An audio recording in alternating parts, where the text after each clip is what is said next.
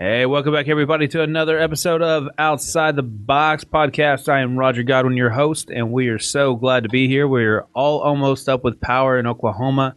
Luckily, we got some power and some AC and some internet now in the studio, so very excited about that. I got a special guest here today, Micah McCamey. Almost there. Dang it, Micah It's all right. McCamey. Trust me, you're not the first. Yeah, dude, people say Goodwin to me all the time. It's like, no, it's just one O. Yeah. One, Godwin.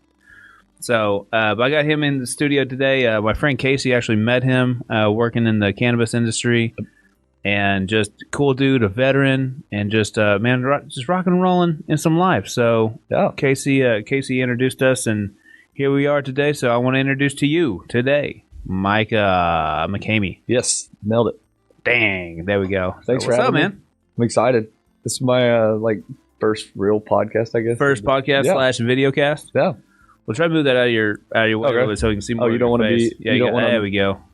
It'll catch you. Look like you were interviewing Bane. Yeah. From Batman. Right.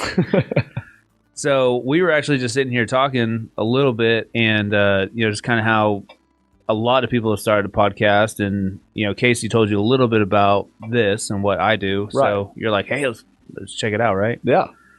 So Yeah. I don't know. Like what I was talking about before we got started was podcasts were one of those things where, like, if you were going to be an influencer or a podcaster without like a following already or like a general like direction, like if you were just going to go sit in your house and just start talking random, that was almost 10 years ago that you had to even get on that bandwagon, because right. a lot of those niche spots have been filled, and like you're trying, it's kind of like, well, it's kind of like the cannabis industry in Oklahoma. You're trying to get into an industry that 900 million other people are It's trying to get already into. jam packed. Yeah, and so, but at the same time, whenever you have something like this that is more geared towards a community outreach and like, getting the information out there and sharing ideas, I think that those kind of things do work. That's one of the reasons that when Casey was telling me about this, I was like, oh, I'm really interested in that, because it's not something that you come across every day where people are doing service and like what I call spreading the light is what I call it. Okay. So I like it. Cool. Well, one of the reasons why I did this is just because so I've done a lot of international mission work. Yeah. And last year I went to Kenya twice and went to Qatar twice. Okay. And I went out there and I spoke for some Who did you talk to in Qatar? in Qatar. So I went to a church. That had to have been a very interesting. 7 years ago, the new king actually opened up the religious freedom to a point. Okay. So the Catholic Church that was underground, this denomination is Pentecostal. Okay. So they're very loud. Yeah. Horn blowers and snake wavers. Yeah. But they're so they meet in a basement, and there's a lot of rules and stipulations to it. So it's just massive, basically mansion, huge basement. So that's where they have their church, so that the sound doesn't come up and bother people. Right. So, but there's every church is known where they are, like the regulations. You can't, like, people park, I think, a half a mile away, and then they're like bust in because you can't block the roads. That's very interesting, because when I was in Iraq and Afghanistan, both actually, that's how they're treating the church in those areas is exactly how they treat clubs with alcohol in those areas. Like, if you're like, that's really interesting that they're so conjoined, like correlated, but not. I don't know. Like they're in That's kind of they've funny. kind of been forced into the same like ideal, and they're both super American, Western ideas, but like that they've both been kind of pushed down into the underground is really kind of interesting. I don't know. It's Yeah. No, it's really interesting because so I got to hear the story of it from the pastor that we met with, and so one thing that's really interesting about Qatar. So your visa is a 4-star hotel reservation. Yeah. Okay. That's how you that's your visa to get I've in. heard that. Mine was orders. Mine was like Well, there you go. So you got orders. So yeah. And a friend of mine, Nathan Miller, he just went back over there to go work in the oil industry. Mm-hmm. So he works off the coast, and he said that whenever he went back, 2-week quarantine, the government picked him up and took him to his hotel, and like, you're not allowed to leave. No Nothing. kidding. Can't leave the room. Nothing. So that was about a month ago. I mean, something is to be said for their other than the obvious suppression of the females and like all the other things that happened in these countries. Even like I guess Gabriel Iglesias also used to. Gabriel Iglesias. He had a whole thing about going out into the middle of the desert, Saudi Arabia. Yeah, and it's the same thing like in Iraq, same thing in Afghanistan. Like you see these things on TV where things are getting better. We saw this a lot, like from 2003 all the way. Like my first deployment was at 2003, last deployment was 2014. And during that entire time, the TV is talking about how things are better. And yes, things did get better, but what you saw in Kabul compared to what you saw in the rest of the country is a lot like what's going on in the country right now. Like it's a very different mindset from one side to the other.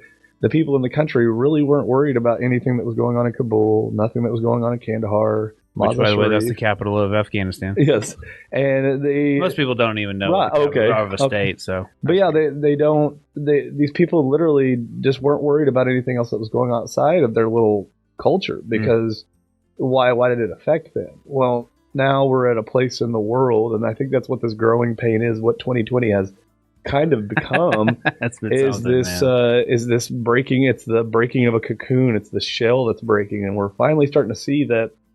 No matter how different each side is, we're getting to the point where we're in a cramped apartment and we can't help but live together. I grew up in a very conservative church, very, very conservative, not Pentecostal, but that's why I am very loose about theology and religion because I grew up in this very constringent idea of what church should be. And it's kind of pushed me outside the box on my views a lot. And a lot of people do the RCA Dog, which if younger generations are watching this, and you don't know what the RCA Dog is, it's this little dog that turns his head to the side, and it's adorable. But it's kind of this, what are you talking about type thing? Confused looks like and whenever I think that overall, though, in our society, the main problem with the entirety of it is the idea that one person has to be right. There either has to be there is no conjoining of ideas, and I think that idea from political aspects has strangleholded our entire system. I agree. I've never had the chance to. I never thought it was right for me to be able to pick my own boss, which in the military that is my boss, but yet I still voted. I never believed that my say, because of what my position was as a servant, like as what I chose to do with my life, I didn't really believe that those things needed to be heard. I was an instrument, and I did that for 16 years. And so now on the other side of that... LeBron James, I hope you're listening. On the other side of that, it's... yeah, you know what I'm saying? Like, it's, when you do something like that, because at 22 years old, when your first deployment, and you realize that this could be it, and you reconcile your entire life, and then after 16 years of doing whatever I did, dodging bullets or IEDs or just actually coming out alive, because there was any number of ways you could die over there. Right. It's weird now looking at it and seeing people gripe about things or being concerned about things that don't really matter in the grand scheme of things. It's weird whenever, because I've had a lot of my friends have the same stuff happen to them. They come home and all of a sudden they're like, I've never even thought about having kids or owning a house, or there's a lot of things that they just never really decided to learn to do because they didn't know if they were going to ever have to. And so when you have that mentality and you come home after all that time and you see all these things happening in the world, and you're seeing people that are more concerned with money than they are just the well-being of other people, or just any number of other political, agendas, and you're just like, there's so many other big things at play in the world. Until we realize that the knowledge that we gain every day and spreading that knowledge and helping each other and understanding each other, until that becomes the norm of just having the conversations, that's going to be when things turn the corner, is when we actually have conversations that aren't based upon you and me being right or wrong, but what is a nice balance? How do we find that middle ground so everybody can live happily? Because that's what this whole place is supposed to be about. I think that's what our forefathers were getting to. I concur. Not this overworked and underpaid, lower middle class, and even now some of your upper class people, like your upper lower class people, the people in the bottom tier of upper class, they're in the same boat with middle class now, and now it's like the tiers are changing, but there's a big separation. Like there's a book. Do you know have you ever heard of the Rich Dad Poor Dad book? Yes, by Robert Kiyosaki. Yeah, I've read excerpts out of it. I have not read it all. Okay, it's a really good book. So that's in my top 5, and I've read over 150 books. Okay, it's fantastic. But there's a couple of things about him, but love him or hate him, Donald Trump is a business guy, and he wrote a bunch of books, co-wrote a bunch of books. But he wrote a book with Robert Kiyosaki called Why We Want You to Be Rich. Right. And it's because 15 years ago, they saw the separation. Like the middle class is going to be almost null and void. Right. And that's when a country starts to fall apart. It really is. And so there's going to be the haves and the have-nots, yep. which is a problem. But there's also... Which is every post-apocalyptic, like Hunger Games, every post-apocalyptic movie in the world has always been. I mean, Rome. Yeah. That's what happened to Rome. That's what happened to the Byzantine Empire. That's what happened to the Ottoman Empire. Yeah. I mean, I didn't want to go down the. I love history, so that you're right down my alley. Dude, I love history. Repeats itself almost all the time. Spanish flu to COVID, almost exactly 100 years. Mm-hmm. Almost exactly 100 years. I know, and it's just mind blowing to me that people still will look at our country and go, "Yeah, we should erase that from history." Like, I get it. The Civil War was awful. Everything that happened during that time, people pitted against each other. Slavery was awful, but you can't discount what happened. Yeah. You can't discount the reasoning and the even more historical factors that go on. It's just so much that go into. Well, and I love the historical factors of the Civil War not being actually over slavery. Yes, it's over the same thing. Actually, it was just an additional part to it. Oh, I had this huge conversation with a guy that lived in New York one time because he believed that New York was very special in their battle against from upstate to Manhattan, the battle for New York. Okay. The reason that upstate New Yorkers pay the highest taxes and one of the highest tax rates in the nation in order to keep the city running. Everything in that state sucks to Manhattan. So they were talking about separating upstate from Manhattan, making them two states. So the problem is the same thing is going on and actually happened post or pre-World War II in California when Jefferson there was a Jefferson County that they were calling it the state of Jefferson, which was in Northern California. Interesting.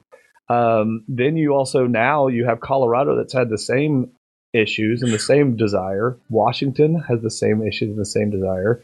I mean, there's a lot of states out there. If you put if you were to go a vertical line in California, it's the west versus the east, and it's conservative versus liberal. It's the whole way. The mountain range splits it right down the middle. Splits it, yep. And the people, there's a lot of people in that state that are tired of paying for the big cities, and across the nation, it's happening in Texas a lot too now. Mm-hmm. A lot of people are getting sick of all the stuff that's going on in Austin, and there's nothing bad about what's going on in Austin. It's just not what those people in the country believe should be happening, and they don't want their money going towards it. So, for instance, I'm not a big government control person. Like I think there should be a lot more hands off than what there is right now. I'm not saying complete hands off because more of a libertarian situation. Yeah, I would say so. I know. I don't really ever want to go, that's the group that I'm because there's so many things outside the box that I think that don't really fit. Yeah, exactly. Done it twice. That doesn't fit outside. That doesn't fit in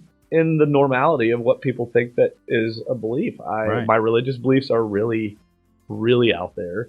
My political beliefs are very much that the person that we are a free country, and as the person that we should be allowed to do what we want to within the certain social confines. As long as you're not harming somebody else. Exactly. Yeah.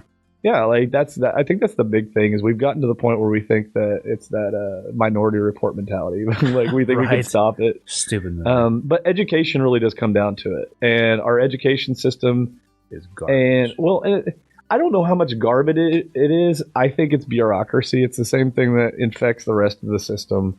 But when you have the government printing your it's not even the education system. It's the fact that when you have your government printing your books, and that's what goes into your child's mind instead of like, I didn't know until I was in my mid-20s that the Civil War wasn't just about slavery, and so I think there's a lot to be said of really getting out there and not just letting Brighton and Houghton be your guide through historical meaning, right? Because there's a lot more out there to be learned.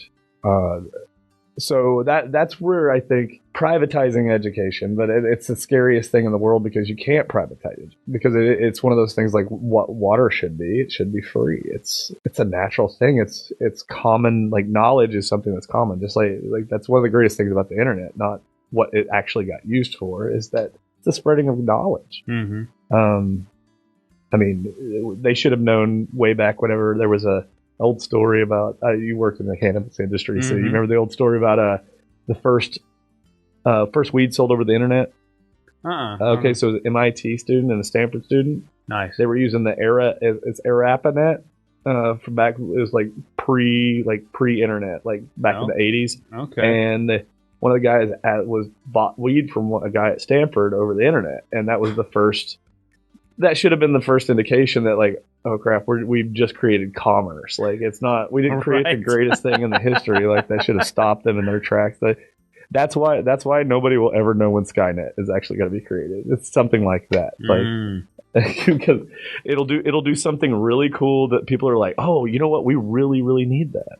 One of the things about quarantine that I think that a lot of people discounted was the amount of time that you had to do whatever you wanted.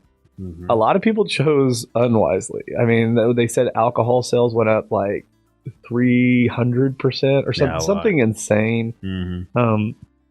There was a whole cannabis industry did good. Yeah, cannabis industry killed it. I mean, getting lucky as an essential business because it's medicine. That's Oklahoma being smart. That's right. Hey, and nobody has ever pointed at Oklahoma and said, "Hey, there's a whole lot of smart going on there," but that was pretty smart. Dude, are you ready for this? What's that? I got some knowledge drop on you. If there were 100,000 patents in the entire United States, how many do you think Oklahoma has? Well, considering the oil industries here, I would probably say 80 to 85%. Well, 60%. Oh, okay. I mean, because like out of all patents in existence in the U.S. I don't want to say that there's not intelligent people in Oklahoma. There are a ton of intelligent. I'm saying that there's, as far as our government's concerned, there's a whole lot of missteps that get taken. Back to cannabis industry is what's actually going on with this money. Where is it actually going? And all this big hoopla about us using it for education and teachers, and then is it actually going there? Like, and nobody can ever get a straight answer. Like the lottery and all that stuff. Right. Well, you know Toki Tees, right? Yeah. Daniel. Yeah. So he's a good friend of mine. I had him and Sam in here a couple weeks ago, I guess. But he wanted, his entire vision is to change the stigma, and they put together a like kickball tournament or something, and they donated all the proceeds, $8,000 to the Oklahoma City Public Schools. That's awesome. Like, that's his heart, is that you need to hook me up with those guys, because that's one of my part of why I'm here is to talk about that, about changing the stigma on cannabis and how much it can help veterans. Like, dude, let's get into it, man. Yeah, because so for 16 years of my life, actually for longer than that, and I was always told that it was wrong. Like, I never really used medical marijuana or used marijuana at all. After spending all that time not doing it, and then almost taking the time to be pushed into it, like I had friends that came to me and like, you need to try this instead of all the pills that you're on with the VA. I basically was sleeping all day. I was just not myself. Like, they were treating my PTSD along with anxiety, along with ADHD, along with, just a multitude of things. And I had basically just kind of turned into the zombie of myself that wasn't like, I wasn't writing music. I wasn't creating anything, which is crazy because like, that's my whole life. Like, I love that kind of stuff. And so all of a sudden I wasn't myself, and this was after the VA had kind of put me on a bunch of medication and done all this stuff. a buddy of mine approached me and gave me some Rick Simpson oil, and he was like, "You got to try this." And for those who don't know, Rick Simpson oil is RSO. Yeah, RSO. But it's this amazing catch-all. Well, it's usually a lot of people know it as a topical, like using it for skin stuff or even for like its anti-cancer capabilities. But it also is amazing for sleep and literally replaced my 2 Ambien a night overnight. I did it one night, was asleep within 30 minutes, and woke up not feeling like absolute garbage like I would normally would with Ambien. And That's awesome, man. literally stopped taking my Ambien after that day. Just walked completely away from it. Life-changing Yeah, stuff. dude. Because I mean, Holy one of my cow. buddies died from it. Like, I mean, I'm not saying he died from Ambien, but the effects The of what it did effects to his and what it does brain. to your body and all that. Oh, he was sleepwalking. Like, we'd find him in the neighbor's garage, just like just out of his mind. And it was all because he had TBI, and then coupled with Ambien, and then just a lot of different stuff. And I mean, that's one of the things that the VA doesn't really notate for. But what ended up happening was I have started this huge advocacy program for people like myself who grew up in very closed-minded environments that said marijuana is bad and it's a gateway drug. And especially with the way the military treated it the entire time we were in as just this awful, evil, bad thing, and then they would push us towards alcohol as a means to to deal with the situation. to deal with everything that everything that we did. Right. Even if you didn't do, any of the really bad stuff, you still had the awful anxiety of being in a place where, I mean, they were literally shooting rockets on the most bases, on a 15-day cycle, So, Man. Yeah, and so were you in infantry? yeah, I was a lot of things. Yeah, well, you were there for quite a while. No, but I think that the thing is, like, the big thing about medical marijuana is just educating people, because right now everybody still sees it as this, like, especially Oklahomans, like, there's a lot of people out there that still kind of see it as this. They don't want it near them. They don't want it, like, if you like read the Bethany Facebook site, they're constantly talking about, there's another dispensary. I wish somebody would just come out and explain to them what the purpose was behind not capping dispensary numbers and all that stuff. And it really was the let the free market choose. Yeah, it's pay to play. Yeah. I mean, and Oklahoma's reaping the benefits of that. Mm-hmm. And so there's a lot of things that happen in the name of monetization that has kind of upset a lot of people. And I think that one of the biggest things that the government does is they do things in the name of the best interest, and then they don't explain it to people. They just expect for us to understand, hey, it's in your best interest. And you're like, Micah, thanks for coming on. hey, appreciate you.